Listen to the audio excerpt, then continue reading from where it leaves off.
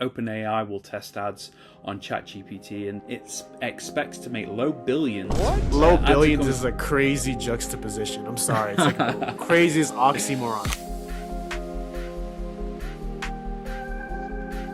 Welcome back, everybody, to another episode of the PPC Cave with me, Ryan Fenton, and my co-host, or the main star of the show, Gene Villanos. It's been a while since Gene and I have been together. I've been so busy since the start of the year with personal issues, with professional issues, and everything you can imagine. But as always, Gene is the main star of the show. He's like the starting center, starting forward. What's like the main guy in basketball? Like starting MVP.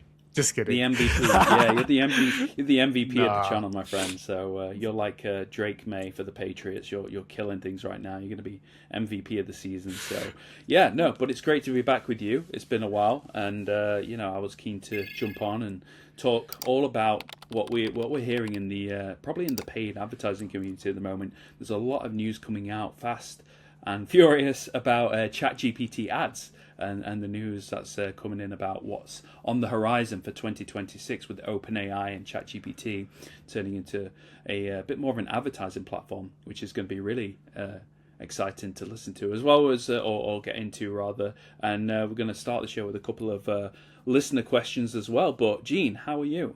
You're not very well at the moment. You're a little bit under the weather.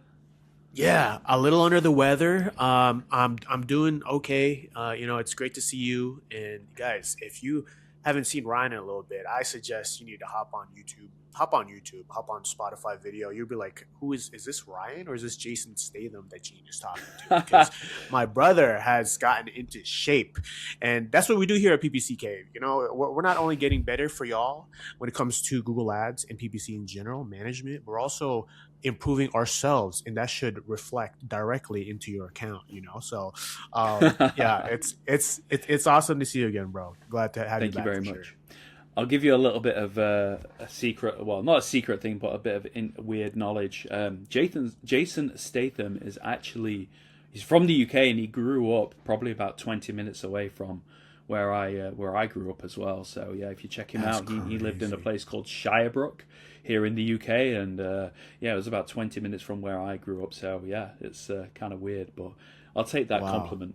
I'm kind of going, I guess, sure, with the bald head maybe and a bit of the beard, maybe a bit Kurt Angle-ish. I don't really know. I was Kurt Angle. Yeah. Old school. Old school, man. But yeah, Jason Statham. That's probably a better comparison. But anyway, yeah. So good to see you, my friend, and I hope you get better soon. So I'll try and do my best to carry this episode and let you kind of chime in with your thoughts and everything like that. But before we actually delve into it, obviously we want to take a moment to talk about our sponsor, Opteo.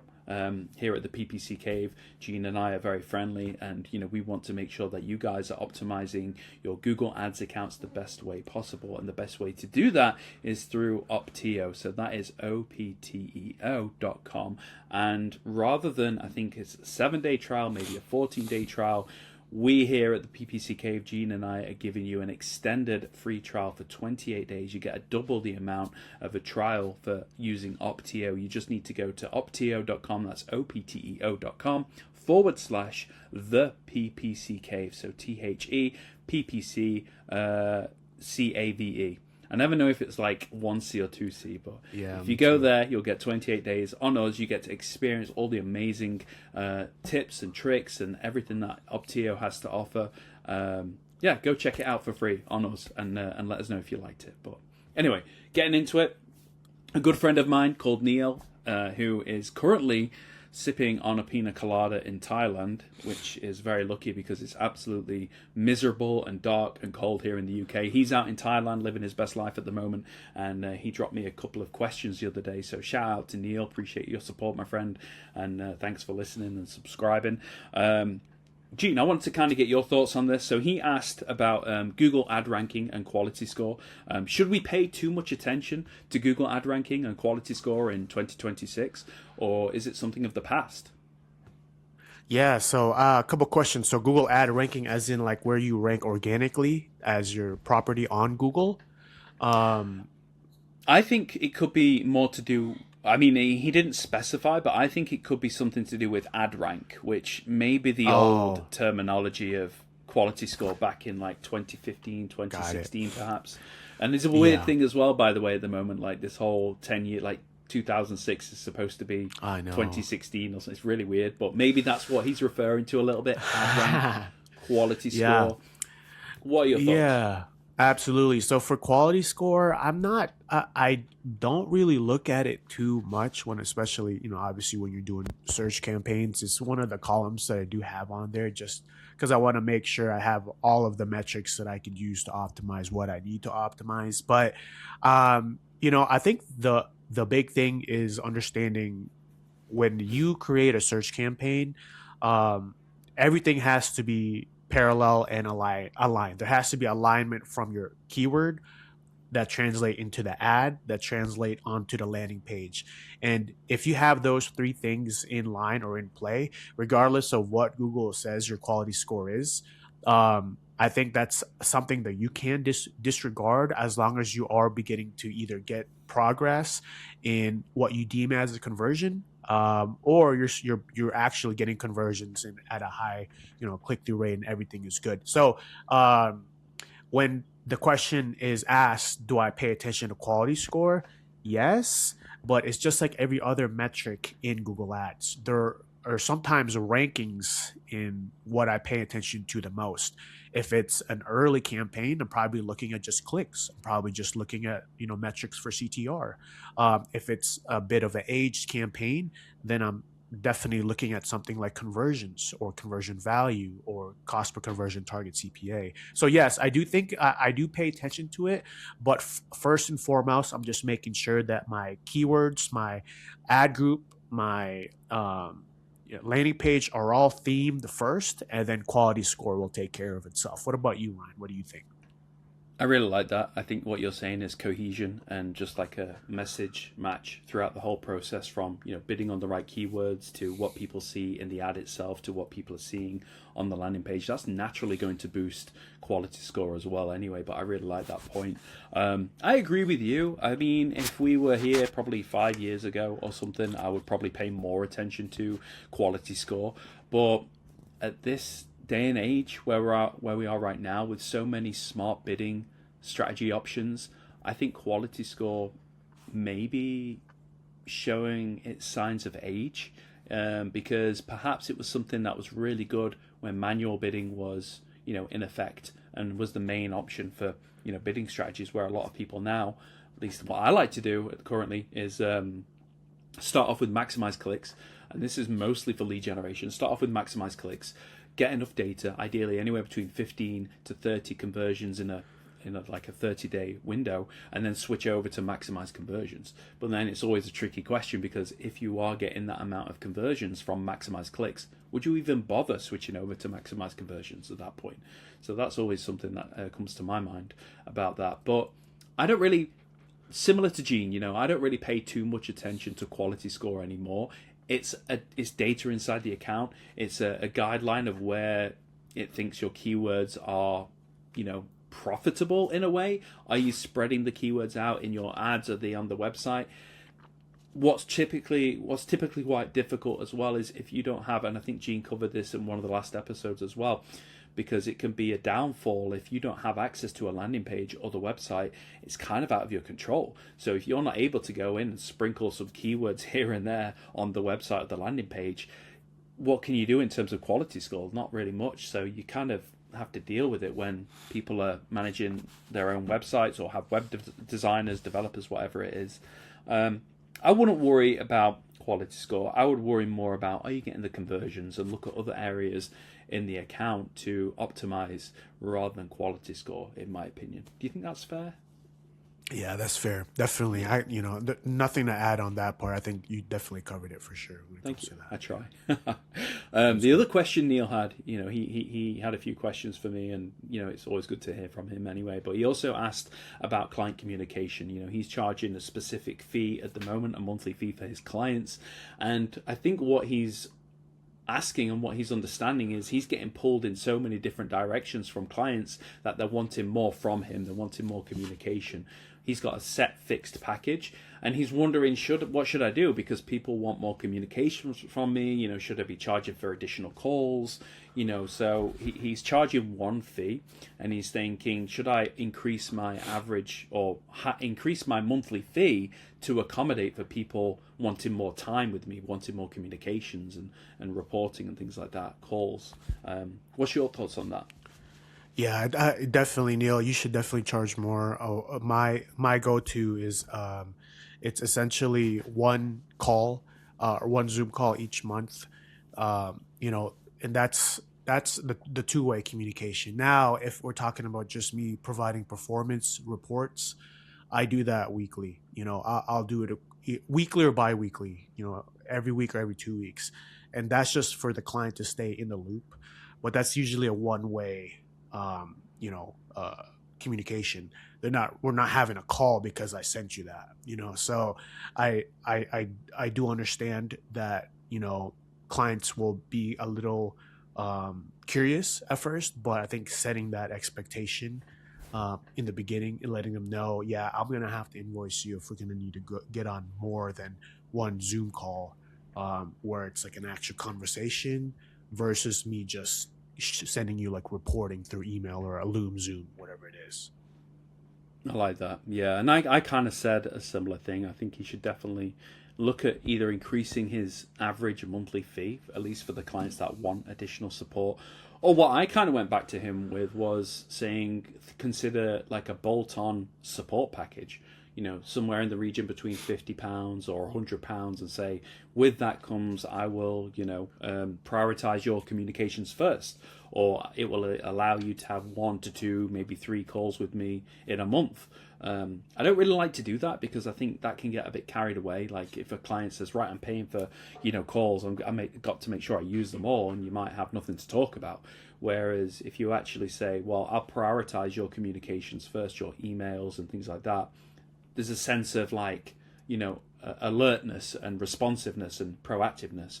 Yes, they're paying for that, but I think it aligns quite nicely. So I would honestly phrase it as in such a way like a support package, and we would respond to your communications first. And then last but not least, I mean, did you have anything else you wanted to add on that part, or? No, I'm good on that one. Yeah. Okay. Trying to conserve your voice in case it loses, goes, or whatever. The last bit he talked about was click fraud software. I think, I can't remember, there's a really... ClickSees, I think it is the one I used. Yeah, and I think that's probably the most famous one. I've used that back in 2019, 2020, maybe, or something like that. A boss of mine, when I was working at an agency, was keen to test it, and we both kind of came to the conclusion that it was a waste of money and a waste of time. And I think I've always gone by the fact that Google have gotten really good about knowing when, competitors or like bots are clicking on your ads, and they do refund you. I think if you go into your account and you look at the breakdown or the billing or something like that of the month, it should say something like clicks refunded or something like that. So from my experience, Google does something in the background about that. Whether or not it's as good as ClickSees, I was never really a fan of ClickSees. That was like 5-6 years ago, so it may have changed a lot since then. I don't really know. I'm not a fan. I just think it's wasting money, whereas you could take that money, for example, spend it on Opteo, where I think you're going to see so much more of a benefit and so much more output in terms of data analysis, reporting, the whole shebang, and take your game to another level with Opteo, rather than just throwing away money on ClickSees. And I don't want to speak bad about the guys at ClickSees. I'm only talking from my own personal experience of using that software. I wasn't that impressed, to be honest. But I don't know what your thoughts are about that, Gene. Yeah, I'm in the same boat. I think it was like 2017, 18 for me, where I used it for my current 9 to 5. And I used it for 2 months. And then after that, I, decided to just stop using it. And my thoughts on this is, if you're going to do this because you think it's going to improve your cost per conversion, target CPA, or target return on ad spend, I can guarantee you there's probably a plethora of other things before you do this or try this, that'll move the needle in a way more efficient thing that is actually within Google Ads, within your actual control, instead of just buying software. But I do think if you want to try it, one of the like you should try it if maybe you're getting just a lot of bogus spam calls or some type of form fills that are spammy. But even at that point, it's like you could use that money to invest in something that could just give you better call filtering or lead validation. So it really depends. I would say maybe use it for a month or two, and try it. But for me, like Ryan said, Google has done a good job of just making sure that whatever is being clicked is not from the same IP address or whatever it may be. And usually, unless you're some type of XYZ brand that's like really big, people aren't going to do that to you. You know what I'm saying? So but it depends, right? But yeah, for me, I would use it, but test. That's just part of being PPC manager, man. Test, see if it's worth it. But for me, nah. Nah. I like that. Thank you so much. And Gene, but Neil, I really appreciate you writing in and writing in like it's the 1980s. No, thank you for sending over your questions. We're always open to getting some emails and questions from listeners, subscribers. So really appreciate that. And thanks, as a fellow Neil. Brit, I'm sure you're probably happy to have a Brit back on the podcast. It was getting a bit too Americanized for a while with Gene. So the UK, we're back in force. But no, thanks for writing in. Obviously, if anyone's ever got any questions for us here, whether it's Gene or me or both of us, just feel free to drop us a line at what's the email address? I've been gone that long, I've forgotten. The PPC Cave at gmail.com. Thank you. I'm getting old. I forget things. But that wraps that up. I think what I really wanted to discuss as well in this episode was OpenAI and ChatGPT ads, because we've kind of done a little bit of content around this, a lot to do with it around the end of last year. I think Q4 of last year, we had initial suspicions, let's just say, that OpenAI were looking at maybe testing advertising on ChatGPT. I heard that there's something along the lines of 700 million weekly users on ChatGPT now. So kind of makes sense to monetize that in some way. And they were looking to hire someone to come on board and create an ad platform of some sort at OpenAI. And fast forward to now where we are towards the end of January of 2026, and it looks like this is going to happen with reports coming out. And let me just share my screen if I may. I mean, I'll just go straight on it here. And yeah, OpenAI will test ads on ChatGPT, and this is probably going to be happening, I think, sometime in February, from what the next article is talking about. But OpenAI announced on Friday it will begin testing ads in the ChatGPT responses in the coming weeks. The ads will show on the free product and low-cost subscription tier, ChatGPT Go. The ads will show under the main response and not influence the answers ChatGPT gives you, which is interesting. Advertisers will not get conversations with ChatGPT. The ads will be clearly labeled as ads. And it gives you a few breakdowns of what it may look like. I think what we kind of expect, really, it may clutter what you see. If you're mobile, if you're if you're on desktop, it might clutter it and make it look a bit messy, in my opinion.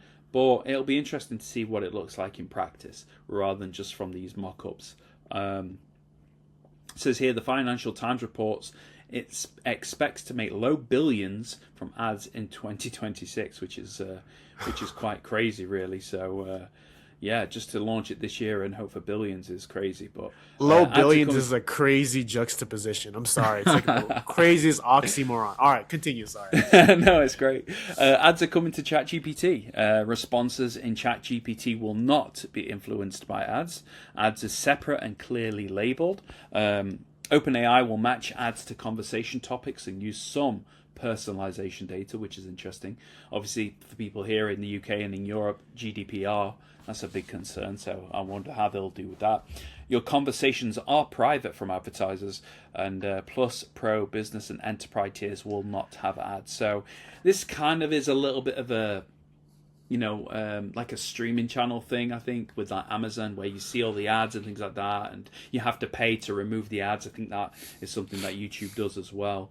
But initial thoughts on this, Gene? Really interested to kind of get your thoughts of, ChatGPT finally running ads and monetizing that 700 million weekly users. Yeah, I think this is huge. This is something that's going to be a game changer, in my opinion, especially if done correctly. ChatGPT in general, just from an organic perspective, as you mentioned, just how much volume it gets organically is already a huge player. So just layering on ads, I think it's just going to continue to be used more and more. But it really does depend. Like if this is done incorrectly and it becomes more of a hindrance, then maybe it'll backfire. But I find that hard to like fathom that it can't do well for them, and it won't be received well. So yeah, I'm excited. We definitely have to get on board and just be like, all right, we're doing ChatGPT PPC management or ChatGPT management. Exactly. And I want to pick up on that as well and say, if you're listening in, if you're subscribed to the PPC Cave, my personal view would be, if you are a Google Ads account manager and you know how to like maybe manage Facebook ads or whatever it might be, as soon as ChatGPT comes out, I think we should look at learning the platform, in all honesty, because it's only going to expand our skill set, make us more desirable to other businesses and industries. And to begin with, there might not be a lot of ChatGPT ad managers, so I think if you're able to upskill, then that's definitely something we should look into, because with Gemini, with OpenAI and all the other ones, there's is Claude still a thing, or is that Google? I forget. Yeah, I think it's Can't remember separate. what Claude one was, I forget. But either way, I think if we're able to upskill and learn ChatGPT ads, it's going to make us more profitable for other businesses in the long run. So that would be my advice to people listening, people like Neil, who is an amazing Google Ads account manager, for example. I think that would be absolutely fantastic for people like us to learn and put into practice going forwards. So yeah, that's kind of like the initial response. And then I think I saw today, actually, January 22nd, Gene, if you don't mind sharing the second link I sent you. OpenAI, and this is also why I'm not too worried about Google Ads going away anytime soon. But OpenAI to charge based on ad view impressions, not clicks. So this is similar to Meta and Facebook ads, where it charges on impressions rather than clicks. ChatGPT ads is going to be the same thing. It's going to charge on impressions. So as you know, OpenAI will soon show ads on ChatGPT, but now we're hearing that those ads will be charged on a pay-per-view, impression-based model, similar to Meta, similar to YouTube Shorts and things like that, video campaigns, not a click-based cost-per-click model. OpenAI is asking some advertisers for 1 million commitments with their ad campaigns on ChatGPT.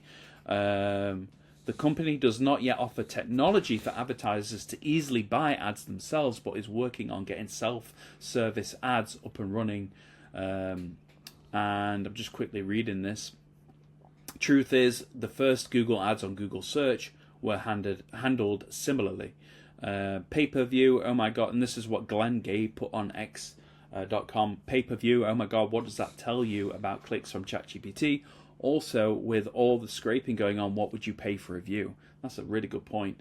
This is why I'm not too concerned about Google Ads going away, because there's not another platform out there that can, at the moment, challenge Google, because it's intent, it is search, it is transactional based searches where people are picking out their phones, they're typing in best pizza place near me, best plumber near me, best roofer near me, whatever it might be. They're looking for products and services, whereas Meta, YouTube, and now potentially ChatGPT ads is all about audience-based, it's all about impression-based, it's all about trying to reach the right person at the right time. Now, I'm not going to sit here and say it's not effective, because as we all know, Meta is effective. Video campaigns like YouTube can be very effective. So that cost per view, that pay-per-view model does work. However, in my experience, I don't think it works as well as PPC, pay-per-click, such as Google Ads. and Google, because it matches perfectly with intent of what people are searching for versus what keywords we're bidding on and what they end up showing as a landing page or the offer and things like that. So you're capturing the people at the specific time they are in need of the services or products, whereas with Meta, potentially ChatGPT ads, you're putting your ads out there in the hopes that you've caught that person at the right time. So that's my take on it. But Gene, I'm really keen to hear your thoughts. All this news coming out about ChatGPT ads, there's a lot. It's like thick and fast at the moment. Potentially it's going to be up and running by February. And yeah, pay-per-view model. What's your thoughts about everything? Yeah, I mean, the pay-per-view model is very interesting, just because, like Ryan said, it's kind of taken a backseat to what we have as a tool for Google, where the transparency and the level of granularity of how deep we could look into the actual search term and being the click is what we attribute spend to, not just the view. So, essentially, it's almost like, I know this is kind of taking it a little bit far, but it's like, I mean, like a TV commercial or even like a billboard. How many minutes do you get for commercial time, or how many views do you get here and there? So it's interesting, because I just think that this is probably the best way financially for ChatGPT and OpenAI to do it, just because you don't want to give them, you kind of want to tease it out, right? There's going to be some type of what do they call it? It's like on purpose obsolescence, where they continue to just slowly tease it out. Okay, now it's the view. Okay, now we'll give you a little bit more. Now it's the click. So that they're making money all throughout, even if the first version 1.0 isn't that great. So maybe it is still valuable to just get a view on ChatGPT, but I agree with Ryan with saying that Google Ads still remains king when it comes to just the transparency and actually being pay per click, and exactly what you're gonna get when you get that click. So, yeah. It's a shame we don't have a show producer, because the question I'd be asking now is, has Google's weekly, monthly numbers, annual numbers, or whatever, dipped because of ChatGPT and things like that? Because people are now going to ChatGPT for answers and looking for things that way. Has traffic from Google dipped because of that? Or has Google search still, like Gene says, is it still king? Does it still remain strong? I would think it is, because like I said, there's that intent there, but I don't know if AI has come in and, well, it definitely has rustled a lot of feathers and it's given people a new way of searching. But I don't know whether or not it's taken too much away from Google. So Yeah, absolutely. I mean, even from my perspective, I'm definitely doing a lot more of my research on ChatGPT. Where if I didn't have ChatGPT, I'd be doing most of my research on Google. So I'm not really sure. But yeah, that is a good question to ask. But yeah, I and I use think, ChatGPT a lot. like you said, this is it's the first iteration as well. Like you said, it's 1.0. So there's going to be it's going to evolve and it's going to get better, and they may move to a pay-per-click model down the future. Don't really know how that's going to work. I don't know what, it might just be we'll initially launch with a pay-per-view impression type of platform, and then over time develop in the background a pay-per-click model and have a dashboard and a full kind of like Google Ads ecosystem, but for ChatGPT ads. So it'll be interesting to see, nevertheless, how OpenAI go. But I feel like we're in a very special age at the moment where there was the whole .com boost back in like the noughties or whatever, and that really took off with things like Google and Jeeves and Ask and Amazon and all the other ones as well. We saw that kind of come to fruition, and then we've seen the age of advertising, like I said, with Meta and TikTok and Instagram and obviously Google, and now we're in the new age of AI, and that's the new iteration of that, and now we're in the advertising through AI. It's going to be really interesting to see what the future looks like for AI and advertising in general, whether it is Claude. I don't even know if Claude is still a thing. I don't know if it's Google. That's really bad of me. I don't typically tend to use it, but Claude, Gemini, ChatGPT, whatever it is, they're probably going to get monetized, and it'll be interesting to see what comes of them. But yeah, this is the very first step of potentially a new advertising future for us. So yeah. Yeah. Any final Definitely. thoughts, Gene, before we close out? Yeah, I mean, my final thoughts is, if it is ChatGPT ads or Claude ads or whatever Gemini we're going to be on the forefront. We're going to make sure that we're there. We're going to make sure that we can provide not only value, but perhaps PPC management. You know what I'm saying? Because we're here to evolve as our industry does, and AI is going to be a big part of that. So, yep, that's my closing thoughts. That's a really good point, and yeah, we'll still aim to bring you the latest news and tips and tricks for anything to do with ChatGPT ads. We want to inform and educate as much as possible. And you, like I said, you will have seen towards the end of last year when Gene and I were bringing out a lot of content about ChatGPT ads, even before it was announced and properly a thing.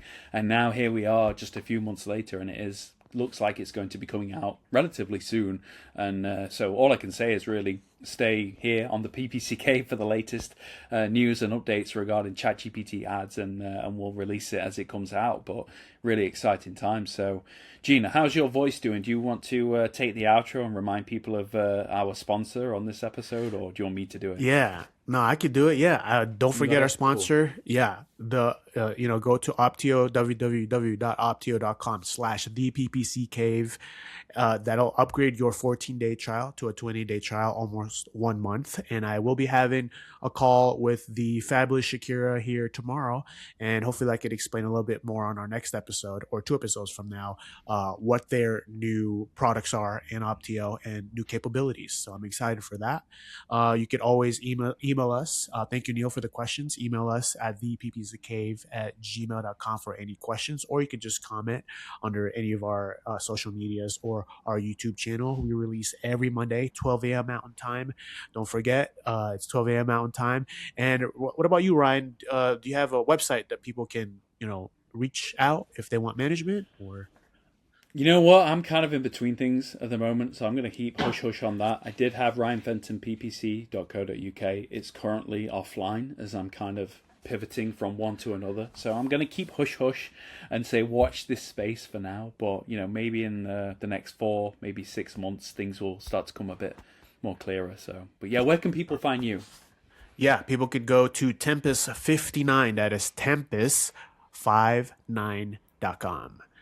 And yeah, I think that's basically all we have. Wasn't it lovely, guys, to see Ryan again? He's definitely going to be back on, soon, and we'll try to bring y'all at least monthly, if not more, collaborative, videos. And yeah, Ryan, I think it's only fitting for you to sign us out. You want me to sign out? Well, just before I do, I will say, because I don't want to leave people hanging just in case, that I am still taking on Google Ads clients. I'm not pivoting to a completely different, venture or anything like that. I'm still open for Google Ads management, auditing, consultations, things like that. Just drop me an email. My email still works, ryan@ryanfentonppc.co.uk. So if you are interested in working with me on any kind of business, then just reach out and we can schedule a time to chat. But yeah, thanks, Gene. I'll try and remember how to sign out. So yeah, thank you for listening and watching another episode of the PPC Cave. Like Gene says, we release every Monday, Mountain Time, wherever that is, probably somewhere in America. But Gene can go and relax and get better now with his voice. I hope to be back very soon. But if there's nothing else, we'll see you all next time.